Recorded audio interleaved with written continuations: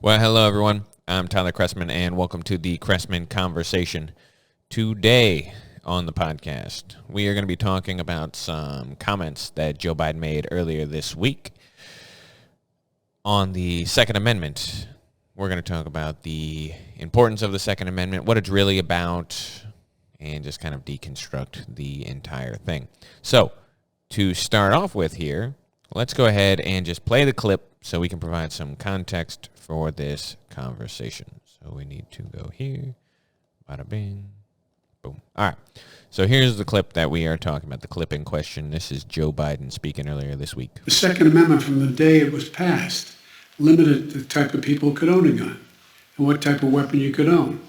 You couldn't buy a cannon. Those who say the blood of patriots, and all the stuff about how we're going to have to move against the government. Well, the tree of liberty is not water with the blood of patriots. What's happened is that there never been, if you wanted to think you need to have weapons to take on the government, you need F-15s and maybe some nuclear weapons.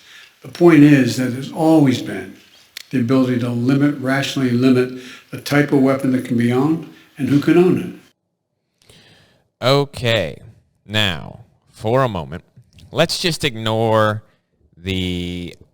let's not even pick on the obvious cognitive decline that we are witnessing there. The tree of liberty, you know how it goes, the thing, guys. There's not going to be patriot blood.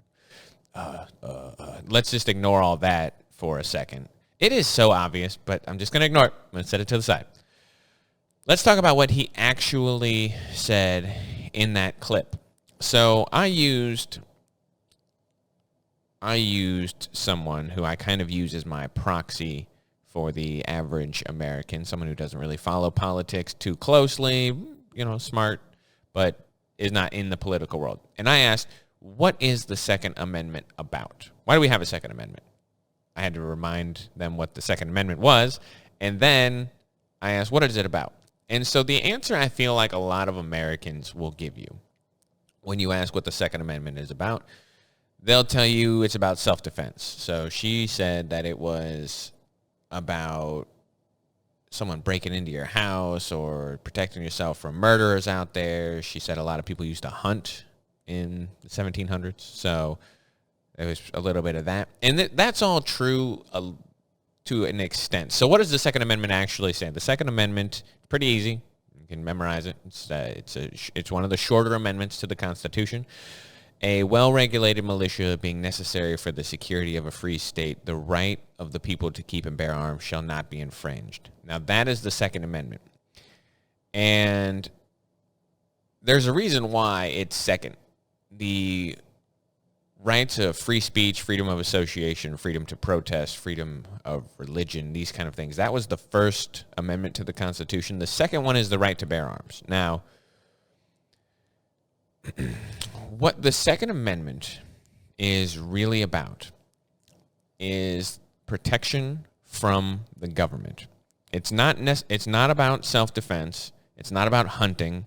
What it is it's about protection from the government. The entire Bill of Rights, the first 10 amendments to the Constitution, are all about protection from the government. The Constitution was written. Then you had people like James Madison who argued that the Constitution was a great framework for government. But what it didn't do was protect the citizens from the government. So they had a convention. They came up with the Bill of Rights, the first 10 amendments to the Constitution, which were all done at the same time.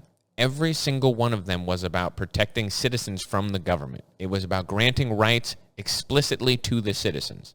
The Second Amendment is a continuation of that. It was done at the same time, in the same context, protecting people from the government. Now, the Second Amendment grants the right of a well-regulated militia, it says. That's the start of it. This is often one of the contentions of the Second Amendment. Every adult male was in the militia. That was also part of it. Everyone was considered part of the militia. The militia is the stand-in for the voter in this amendment. It means that the person who gets to vote also gets the right to bear arms, because they didn't have a standing army at the time. So it was up to the citizens to act as the standing army in times of need. So there were militias. There were more militias. And everyone had a rifle. Everyone hunted. Everyone was in the militia. This is not about militias. People use that as a thing to say, well, it doesn't say anything about citizens. It's talking about the militia. The militia were the citizens. Everyone's in the militia in this context. So what is the goal? What is the purpose of this amendment? We're talking about protecting citizens from the government. We're talking about protecting citizens from tyranny. Now, what does an armed populace have to do with that? Well, the answer should be fairly obvious. The first thing that any tyrannical government does is attempt to disarm the citizenry. If you're going to stomp on the rights of individuals, you cannot be afraid that those individuals are going to fight back. It's the first thing that they do. It's the first thing that Nazis did. It's the first thing that the communists did. It is the standard playbook of any tyrant. You do not want an armed populace. So the Nazis, for example, made a gun registry and then confiscated all the weapons from everyone on the gun registry. That's why conservatives today are opposed to a gun registry. It's the first step to confiscating weapons, is having the government know exactly where they are, who has them, and how many they exist. Side note. So we had just fought a revolution against the tyranny of King George. That was what this was about. Taxation without representation, an unfair government that was attempting to extort money from people in an unfair manner. And that's the context in which these gentlemen made this Bill of Rights. They had just fought a revolution. And the idea of the entire Constitution of the United States is a way to circumvent and avoid a tyrannical government. And that's what this Bill of Rights is designed to do. That's what the Second Amendment is designed to do. An armed populace discourages tyranny. Because if the government is afraid of their people, as it should be, then the government is not likely to try and stamp out your rights.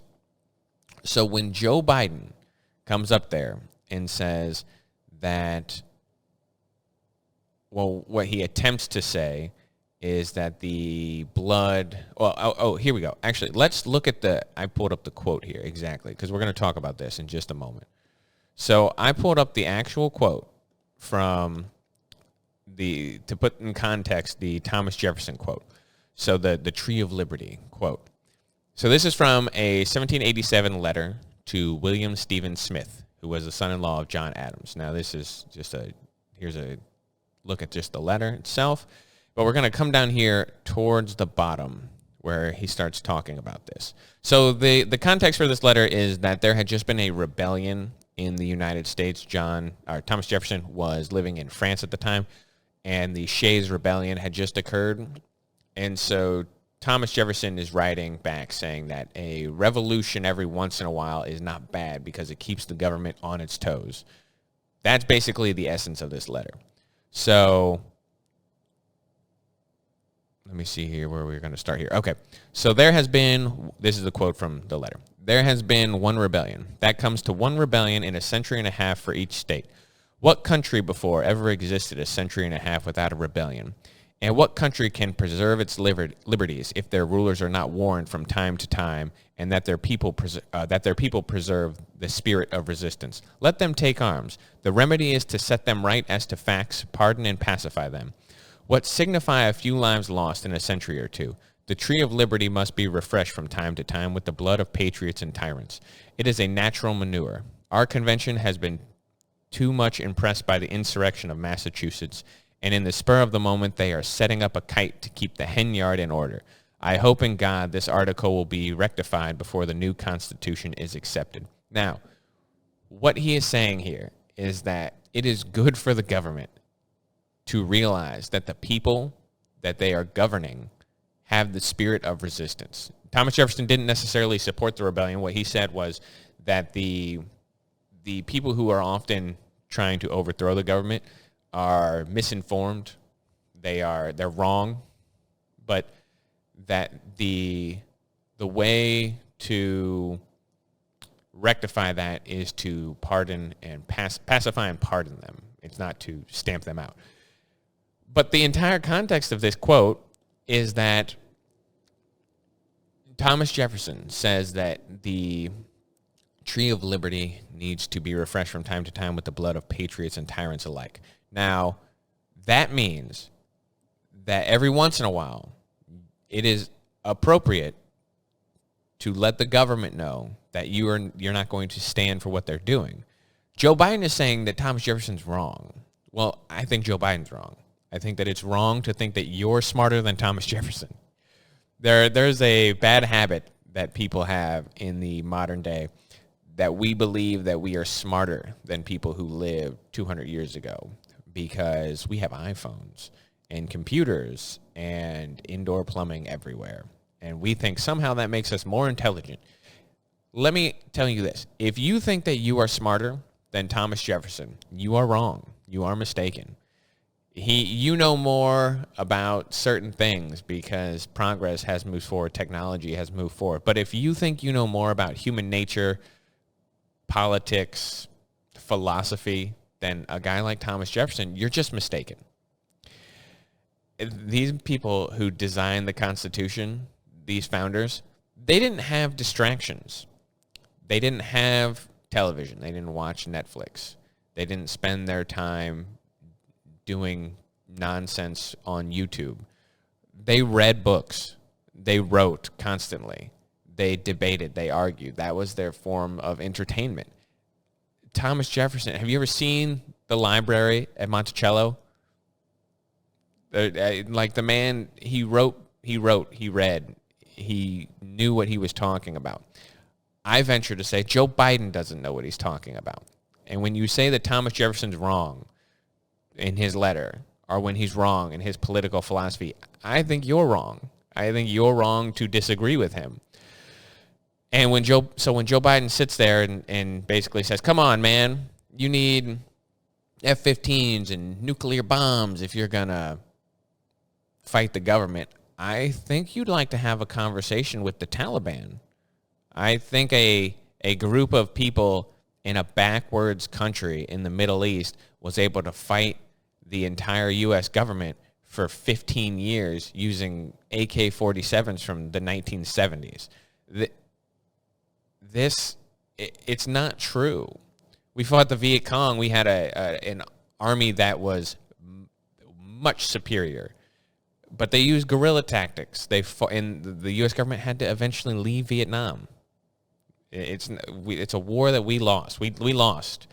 And we lost because it's impossible to eradicate a guerrilla army that is motivated and well-armed. It's really difficult to do.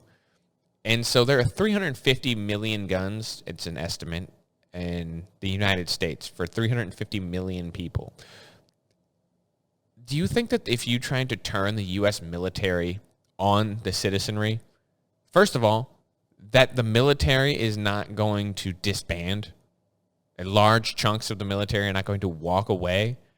I think you're out of your mind. The military, people are talking about the military going woke these days. Well, that's the officer class. That's the upper echelon. That's the educated West Point grads who have no connection with the average infantryman. The Army is still a conservative institution. The military is still a conservative institution. And they're not going to, some will, but there's a large swath who won't just stand up if told to do something that violates the civil rights of the people. And so they're not going to have an army. And then do you think that the people in the United States would not be able to effectively engage the government?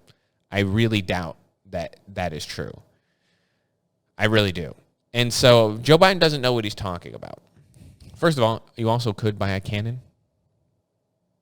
He says you couldn't buy a cannon. Yes, you could. That's actually definitely not true. I think even PolitiFact said that was a for Pinocchio lie. You could definitely buy a cannon when the Constitution was written. This statement that you need F-15s or nuclear bombs, basically saying, hey, guys, we can do whatever we want to you. And there's nothing you guys are going to be able to do about it. That's what this statement says. That's what he's saying right here. He's saying it in an addled, the early stages of Alzheimer's. He might be saying it, but that's the underlying thing that he is saying. He's saying that we can do whatever we want to you, and there's nothing you can do about it. You need F-15s. You need nuclear bombs. You can't fight us. You're wrong, Joe Biden. And if this statement doesn't make the gun sales spike, I'd be very surprised. Makes me want to go out and buy guns.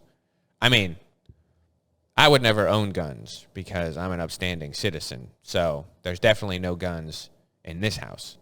But if I was the kind to own guns, this would make me want to go buy more. And I would be surprised if I was alone in that assessment. Anyway, we're going to leave it there for the day. The important takeaways from today. The Second Amendment is not about hunting. It's not about personal self-defense. It is about protection from the government, protection from tyranny. Thomas Jefferson is not wrong when he says that preserving the spirit of rebellion in the citizenry is important. Now, I also agree with him that most people who try and form a rebellion are misinformed because most people are misinformed. Most people are low information voters. They don't know what they're talking about because they don't care, because they don't view government as that important, which is fine. That's a fine view. I wish that more people had that luxury. It is, because it is nice to not care. Anyway, any questions, comments, always leave them on the videos. I love when people comment, share the videos. That always helps. And don't forget to like and subscribe on YouTube, the Facebook page, do all that good stuff. Any bit helps. It's always nice. I really have appreciated now that this podcast is on Spotify and Apple and basically everywhere, seeing the Spotify numbers go up. So thank you to those who are starting to listen on Spotify. That's really neat. I was really happy to see some of I recently just seeing the numbers spike on that platform, because I don't really do anything on Spotify except put the podcast up. So it's all organic growth, and that's really cool. I appreciate that. And I think we're going to just leave it there for the day. Anyway, I will catch you guys on the next one. Hope you have a fantastic 4th of July. Don't forget to be thankful. It's such an awesome country that we are able to live in. And thank the founders for figuring it all out in a way that is a damn near a miracle. So happy 4th to everyone. Hope you have a good weekend. Don't hurt yourself with the fireworks. Be careful out there, people. All right? I don't want to be running any 911 calls for fingers blown off this year. It's going to happen, but I prefer not to. I prefer to stay in, you know? Anyway, happy 4th. Take care, you guys. Catch you on the next one.